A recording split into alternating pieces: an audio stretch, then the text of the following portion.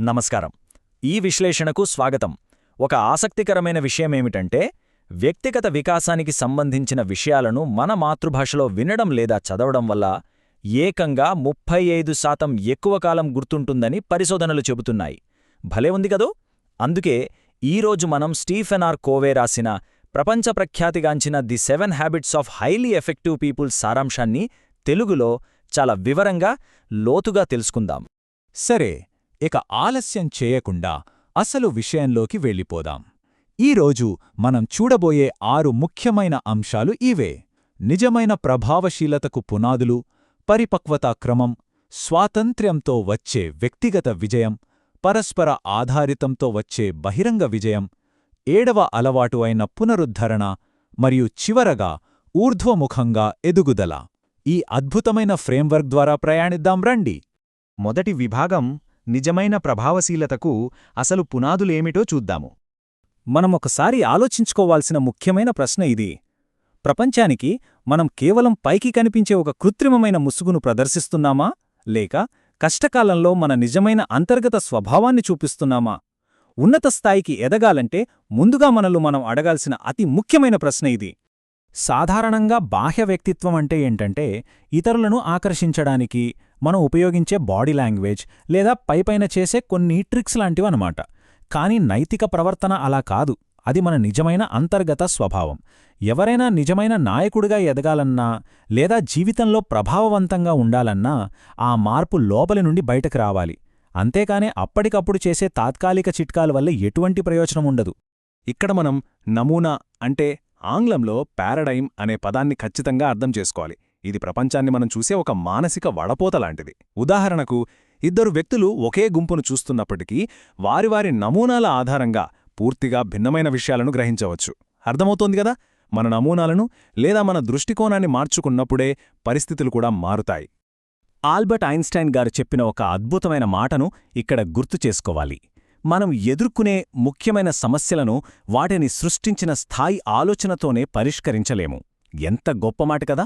అంటే దీని అర్థమేంటంటే, మనం ఎదుర్కొనే వృత్తిపరమైన లేదా వ్యక్తిగత సమస్యలను నిజంగా పరిష్కరించాలంటే ఆ పాత ఆలోచనా విధానం నుండి బయటకు రావాలి. ఖచ్చితంగా ఒక కొత్త కోణంలో ఆలోచించాలి. అదే అసలైన పారాడైమ్ షిఫ్ట్. ఇక 2వ విభాగం పరిపక్వతా క్రమం. ఒక మనిషి దశలవారీగా ఎలా ఎదుగుతాడో చూద్దాం. ఇప్పుడు ముందుకు వెళ్దాం మరియు ఇది ఎలా నిర్మించబడుతుందో చూద్దాం. మన జీవిత ప్రయాణం పుట్టినప్పుడు ఇతరులపై పూర్తిగా ఆధారపడే స్థాయితో మొదలవుతుంది, అవునా?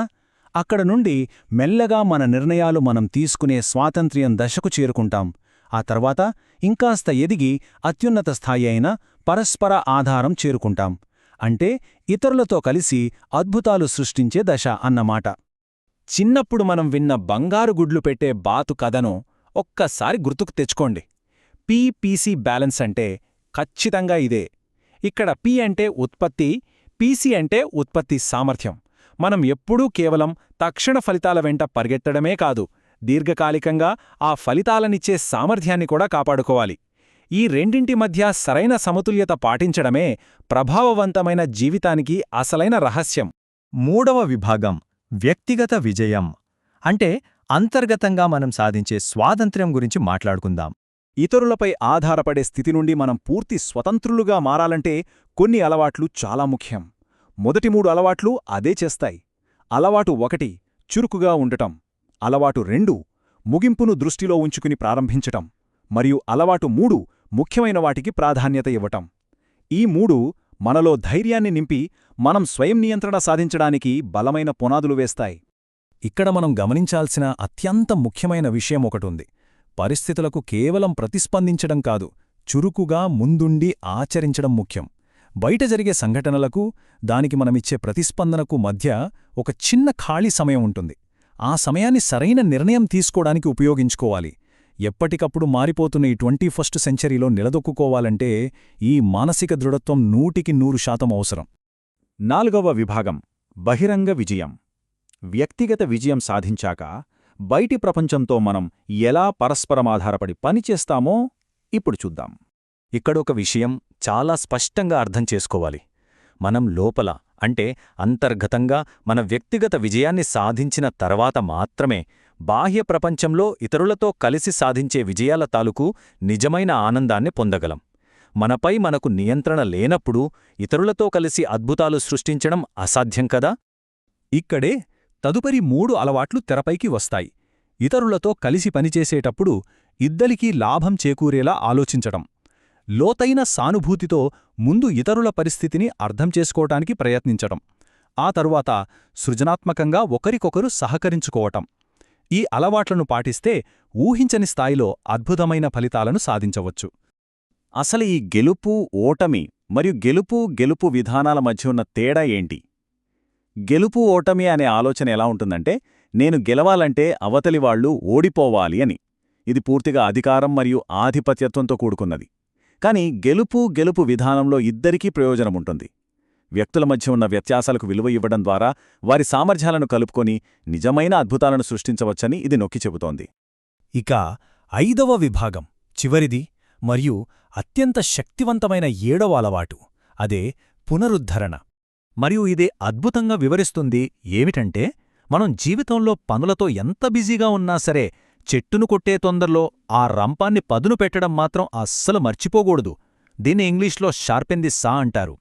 మన శారీరక వ్యాయామం, ఆధ్యాత్మిక అనుసంధానం, నిరంతర మానసిక వృద్ధి, అలాగే సామాజిక మరియు ఉద్వేగపరమైన ఆరోగ్యం, వీటన్నింటిపై క్రమం తప్పకుండా సమయం కేటాయించి మన శక్తిని పునరుద్ధరించుకోవడం అత్యవసరం. మిగిలిన 6 అలవాట్లను కాపాడేది ఈ 7వ అలవాటే. 6వ విభాగం, ఊర్ధ్వముఖంగా ఎదుగుదల, అంటే నిరంతర వృద్ధి అన్నమాట. ఇలా మనల్ని మనం ఎప్పటికప్పుడు పునరుద్ధరించుకుంటూ ఉంటే మరింత ఉన్నత స్థాయికి ఎదగటం సాధ్యమవుతుంది. ఇదొక నిరంతర వృద్ధి చక్రం లాంటిది. ఇందులో ప్రధానంగా 3 అంచెలు ఉంటాయి. ఎల్లప్పుడూ కొత్త విషయాలు నేర్చుకోవటం, ఆ నేర్చుకున్న వాటికి కట్టుబడి ఉండటం, మరియు వాటిని ఆచరణలో చెయ్యడం. ఈ చక్రం రిపీట్ అవుతున్న కొద్దీ మనం అంతకంతకు పైకి ఎదుగుతూనే ఉంటాం. సరే, ఇప్పుడొక ముఖ్యమైన ప్రశ్నతో ఈనాటి విశ్లేషణను ముగిద్దాం. మనలో మార్పు లోపలి నుండి బయటకు రావాలి కదా?